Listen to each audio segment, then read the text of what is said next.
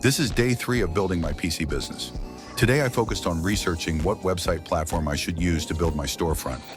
I spent a good amount of time comparing different options like Shopify, Wix, and Squarespace to see which one fit my needs the best. After looking at pricing, customization, and how easy everything is to set up, I decided to go with Squarespace because it has clean templates and is simple to manage.